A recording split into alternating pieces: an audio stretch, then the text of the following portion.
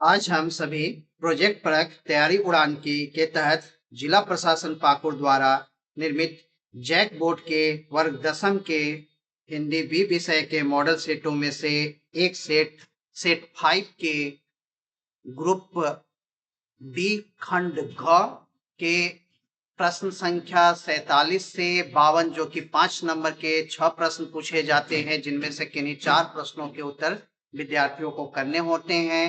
ये प्रश्नोत्तर पर चर्चा करेंगे। जोहार प्यारे बच्चों, नमस्कार प्रिय विद्यार्थियों। मेरा नाम कैलाशपति नारायण है और मैं पाकुड़ जिला के महेशपुर प्रखंड के अंतर्गत राजकीयकृत +2 उच्च विद्यालय बिरकिटी में हिंदी विषय के अध्यापक के पद पर कार्यरत हूँ। तो आइए बच्चों, प्रश्न संख्या 47 5 नंबर वाले प्रश्न जो आते हैं जो आपके पाठ्य पुस्तक से हैं, 47, 48, 49, उन पर विचार करते हैं। प्रश्न संख्या 47 है, ये आपका स्पष्ट भाग 2 पाठ्य पुस्तक से है। डायरी का एक पन्ना पाठ का नाम है सीताराम से कसरिया जी, जिसके लेखक हैं। प्रश्न है, कलकत्ता वासियों के लिए 26 जनवरी 1931 का दिन क्यों महत्वपूर्ण था? 26 जनवरी 1931 का दिन कलकत्ता वासियों के लिए इसलिए महत्वपूर्ण था क्योंकि सन 1930 में गुलाम भारत में पहली बार स्वतंत्रता दिवस मनाया गया था। इस वर्ष उसकी पुनरावृत्ति थी, जिसके लिए काफी तैयारियां पहले से ही की गई थी। इसके लिए लोगों ने अपने मकानों व सार्वजनिक स्थलों पर राष्ट्रीय झंडा फहराया था और उन्हें इस तरह से सजाया गया था कि ऐसा मालूम होता था मानो स्वतंत्रता मिल गई हो। तो बच्चों, हम लोगों ने देखा 47 का उत्तर। अगला प्रश्न है 48, नई श्रेणी में जाने और नई कॉपियों और पुरानी किताबों से आती विशेष गंध से लेखक का बाल मन क्यों उदास हो उठता था? देखते हैं, हर साल जब लेखक अगली कक्षा में प्रवेश करता तो उसे पुरानी पुस्तकें मिला करती थी। उसके स्कूल के हेडमास्टर शर्मा जी एक बहुत धनी लड़के को उसके घर जाकर पढ़ाया करते थे। हर साल अप्रैल में जब पढ़ाई का नया साल आरंभ होता था तो शर्मा जी उस लड़के की 1 साल पुरानी पुस्तकें लेखक के लिए ले आते थे। आगे उसे नई कॉपियों और पुरानी पुस्तकों में से ऐसी गंध आने लगती थी कि उसका मन बहुत उदास होने लगता था। आगे की कक्षा की कुछ मुश्किल पढ़ाई और नए मास्टरों की मारपीट का डर और अध्यापक की ये उम्मीद करना कि जैसे बड़ी कक्षा के साथ साथ लेखक सर्वगुण संपन्न या हर क्षेत्र में आगे रहने वाला हो गया हो, यदि लेखक और उसके साथी उन अध्यापकों की आशाओं पर पूरे नहीं उतरते, खरे नहीं हो पाते, तो कुछ अध्यापक तो हमेशा ही विद्यार्थियों की चमड़ी उधेड़ देने को तैयार रहते थे। प्यारे बच्चों, हम लोगों ने प्रश्न संख्या 38 के उत्तर को देखा, जो कि हमारे संचयन भाग 2 पुस्तक से सपनों के से दिन पाठ से थे, जिनके लेखक गुरदयाल सिंह थे। 39 नंबर क्वेश्चन पर विचार करते हैं, जो कि टोपी शुक्ला से है पाठ से, जिसके लेखक राही मासूम रज्जा हैं, जो कि संचयन भाग 2 पुस्तक से लिया गया है। टोपी 9वीं कक्षा में 2 बार फेल हो गया। बताइए, जहीन होने के बावजूद भी कक्षा में 2 बार फेल होने के क्या कारण थे? एक ही कक्षा में 2-2 बार बैठने से टोपी को किन भावनात्मक चुनौतियों का सामना करना पड़ा? देखते हैं बच्चों, टोपी बहुत जहीन बुद्धिमान था, परंतु 2 बार फेल हो गया क्योंकि पहली बार जब भी वह पढ़ने बैठता, मुन्नी बाबू को कोई ना कोई काम निकल आता या रामदुलारी कोई ऐसी चीज मंगवाती जो नौकर से नहीं मंगवाई जा सकती। इस तरह वह फेल हो गया। दूसरे साल उसे मियादी बुखार हो गया था और पेपर नहीं दे पाया, इसलिए फेल हो गया था। पहली कक्षा एक कक्षा छोटे बच्चों के साथ बैठना पड़ा।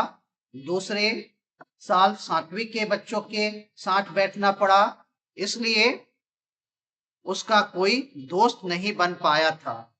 पहली बार उसे एक ही कक्षा में बैठना पड़ा था और अध्यापक भी बच्चों को न पढ़ने के कारण फेल होने का उदाहरण टोपी का नाम लेकर देते थे, उसका मजाक उड़ाते थे।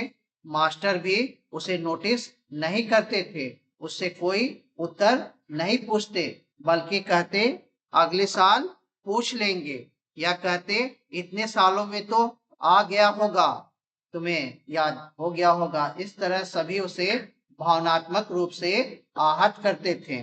फिर अंत में इन चुनौतियों को स्वीकार कर उसने सफलता प्राप्त की। टोपी ने अपने एग्जाम को, परीक्षा को पास किया। अगले क्वेश्चन में बढ़ते हैं बच्चों, जो कि निबंध से है, शॉर्ट निबंध से है। अनुच्छेद लेखन। निम्नलिखित में से किसी एक विषय पर संकेत बिंदुओं के आधार पर लगभग 100 शब्दों में अनुच्छेद लिखना है। 50 का क है दिल्ली मेट्रो। संकेत बिंदु क्या है? मेट्रो रेल वरदान। मेट्रो रेल में प्राप्त सुविधाएं। आइए देखते हैं। दिल्ली मेट्रो। दिल्ली की मेट्रो रेल यातायात के लिए अत्याधुनिक सुविधा है, जो राजधानी के लाखों करोड़ों लोगों के लिए वरदान सिद्ध हुई है। 24 दिसंबर 2002 को भारत के तत्कालीन प्रधानमंत्री श्री अटल बिहारी वाजपेयी जी ने दिल्ली की पहली मेट्रो रेल की परियोजना को आरंभ किया। इसका पहला चरण शाहदरा से 30 हजारी तक प्रारंभ किया गया था। दिल्ली में मेट्रो रेल सेवा शुरू करने का मुख्य उद्देश्य राजधानी वासियों को अच्छी परिवहन सुविधा उपलब्ध करवाने के साथ साथ यातायात की स्थिति को सुधारना तथा लोगों के लिए यात्रा को सुविधाजनक बनाना था। मेट्रो रेल अत्याधुनिक संचार व नियंत्रण प्रणाली से सुसज्जित है। इसके कोच वातानुकूलित हैं। यह नियमित अंतराल पर पूरे नियमानुसार चलती है। तो बच्चों, हम लोगों ने मेट्रो रेल के बारे में देखा। अगला है जीवन में खेलों का महत्व। इस पर संकेत बिंदु दिए गए हैं। खेलों का महत्व व्यक्तित्व के निर्माण में सहायक, खेलों का उद्देश्य,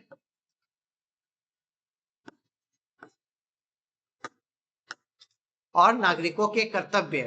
खेलों से लाभ।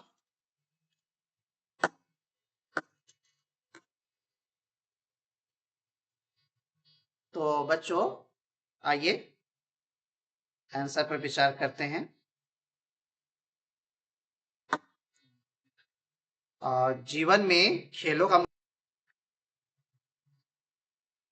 आइए बच्चों, तो 51 नंबर प्रश्न, जिसे मैं दोबारा रिपीट करता हूं। जीवन में खेलों का महत्व।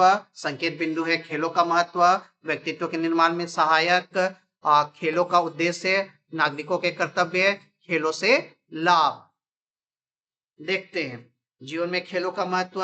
जीवन में खेलकूद का महत्वपूर्ण स्थान है।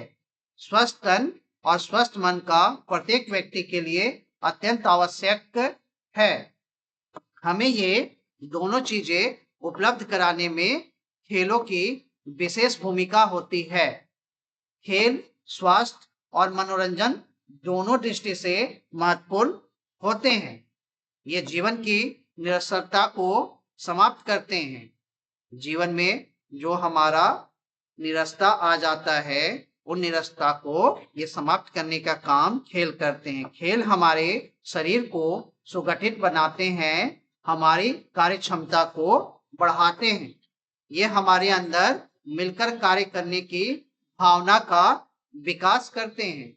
इससे सामूहिकता के साथ साथ कार्य करने की आदत विकसित होती है। इस प्रकार खेल हमारे अंदर संगठन और सहयोग, परस्पर विश्वास, अनुशासन और आज्ञाकारिता, साहस, सहनशीलता आदि अनेक गुणों का विकास करते हैं।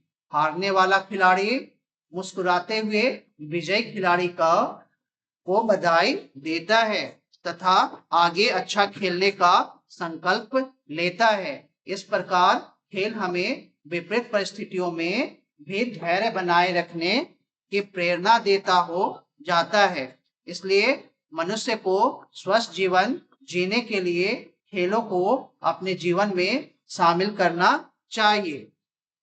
आगे बढ़ते हैं। तो बच्चों 52 नंबर प्रश्न, अपने विद्यालय के प्रधानाचार्य को एक पत्र लिखकर अपने एक सहपाठी के प्रशंसनीय और साहसिक व्यवहार के लिए उसे सम्मानित करने का अनुरोध कीजिए। शब्द सीमा लगभग 100 शब्दों का है। आइए बच्चों देखते हैं। आप यहाँ परीक्षा भवन जगह का नाम हरियाणा दे दें और उसी के नीचे दिनांक 22 मार्च जो भी है आप 2024-25 जो देना है वहां दे देंगे। फिर शुरुआत करेंगे। सेवा में प्रधानाचार्य महोदय, विद्यालय का नाम रहेगा दिगंबर जैन पब्लिक स्कूल जैसे यहाँ दिया गया है, जगह का नाम पलवल हरियाणा, विषय रहेगा सहपाठी के प्रशंसनीय और साहसिक व्यवहार के लिए उसे सम्मानित करने के संदर्भ में। मान्यवर, सविनय निवेदन है कि मंगलवार को अवकाश के बाद हम 4 छात्राएं बस की प्रतीक्षा में खड़ी थीं। तभी अचानक ही लाल रंग की एक कार हमारी ओर तेजी से बढ़ने लगी। इससे पहले कि हम कुछ सोच पाती, वह कार हमारे साथ खड़ी छात्रा से टकरा गई और वह छात्रा नीचे गिर पड़ी। उसके सिर से खून निकलने लगा। हमने पास से आते जाते बहुत से लोगों से सहायता के लिए विनती की, किंतु किसी ने हमारी सहायता नहीं की। ऐसे में साइकिल पर जाते हुए एक लड़के ने हमारी आवाज सुनी। वह दौड़कर हमारे पास आया और घायल छात्रा को कुछ लोगों की सहायता से पास के एक अस्पताल ले गया। समय पर उपचार हो जाने पर उस छात्रा की जान बच गई, अन्यथा उसे कुछ भी हो सकता था। बाद में पता चला कि वह लड़का हमारे विद्यालय का ही एक छात्र अभय वर्मा है। आपसे विनम्र निवेदन है कि हमारे विद्यालय के इस साहसी छात्र अभय वर्मा को ऐसे प्रशंसनीय कार्य के लिए सार्वजनिक रूप से सम्मानित किया जाए। धन्यवाद। आपकी आज्ञाकारिणी। छात्रा का नाम कक्षा 10वीं ब की छात्राएं हैं, इन लोगों का यहाँ पर होगा। आते हैं अगला सेगमेंट में, जो कि 52 में ही अथवा में है पत्र में कि आपके मोहल्ले में बच्चों के खेलने के लिए किसी प्रकार की व्यवस्था नहीं है। नगर निगम के अध्यक्ष को लगभग 100 शब्दों में पत्र लिखकर बाल उद्यान पार्क बनवाने की प्रार्थना कीजिए।